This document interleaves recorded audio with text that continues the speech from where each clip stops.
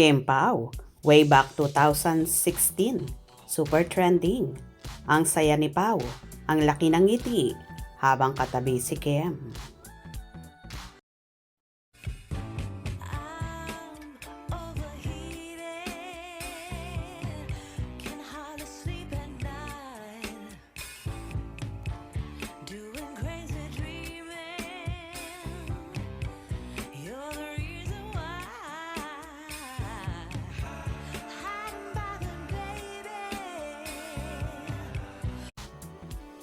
Nakakaloka nga at ang ingay sa buong showbiz landsya. Ang way back 2016 kung saan super trending ang pagsasama ni Kim Chiu at Paolo Avellino habang kumakanta. Dahil nag-ingay nga ang buong Kim Pao Nation at kinikilig sa binalikang video at sinasabing 10 years anniversary daw ng Kim Pao kung saan napatweet pa si Chinita Princess. Ayon sa dalaga, anong meron sa hashtag 2016 trend na pinagkaguluhan nga ng fanay at kilig na kilig sa tagpong yon.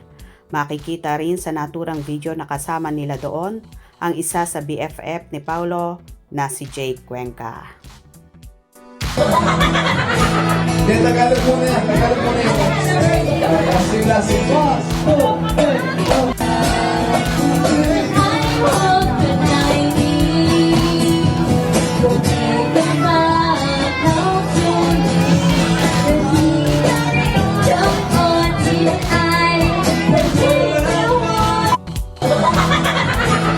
Tagalog muna yan, Tagalog muna yan. Lasing-lasing. Samot-saring reaksyon naman ang naging komento dito ng mga netizen. Jody Tarasek, 2017-2022. Casey Concepcion, 2014-2015. Wala na siyang girlfriend niyan. Year na yan.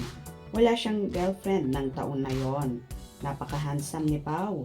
Nung alam niyang boyfriend si Kim, noong panahong hindi niya ipinakita yon na gusto siya. 2016 pero halata si Pao na may gusto kay Kimi. Kahit naman may mga karelasyon si Paolo noon, di pa rin nawala sa puso niya si Kimi. Di kasi siya makalapit dahil may karelasyon din si Kimi sa mga panahon na yon. Grabe ka talaga Pao, Paolo Avellino. 2016 pa. Oh, lagkit na nang tingin mo kay Kimi. Kim Chiu, ayi. Ating Christmas party yan. Kim kumanta, sinabayan ni Pao. 2016, talaga kasing malaki na ang gusto niya kay Kim at pinapantasya na siya ni Pao. Kaso in a relationship pa kasi noon. Hindi, birthday ni Sir Deo Indrinal yan noong nasa harapan si Paolo.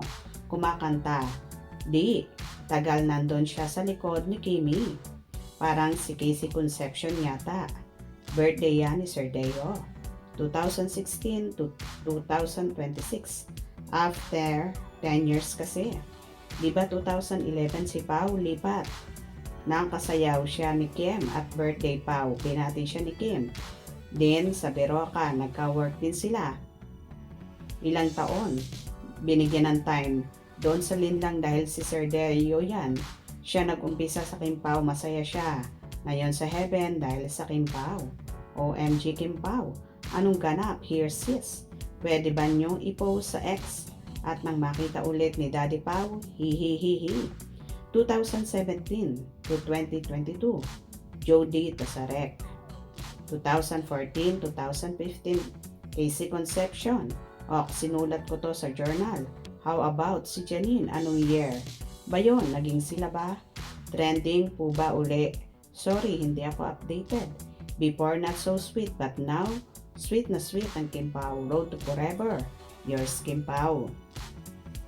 Si Janine, hindi naging sila ni Paolo. Grabe ang laki ng gusto ni Janine kay Paolo. Umayaw si Paolo. Sana sa pangalawang teleserye nila ayaw ni Paolo na 2 beses na makaka-work si Janine.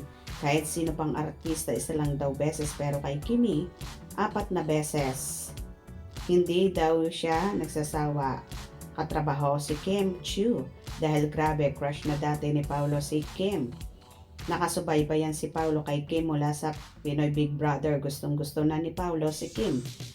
Sorry, Janine, assuming lang kasi grabe ang laki ng paghanga ni Janine kay Paolo.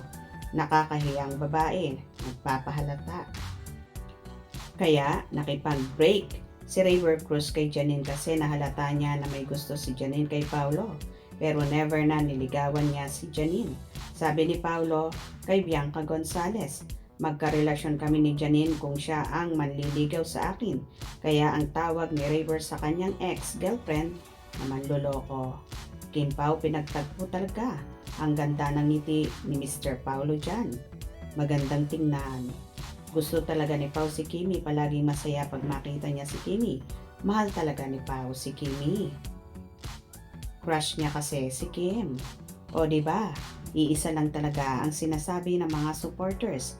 At noon pa ay crush na at mahal na ni Paulo si Kimi.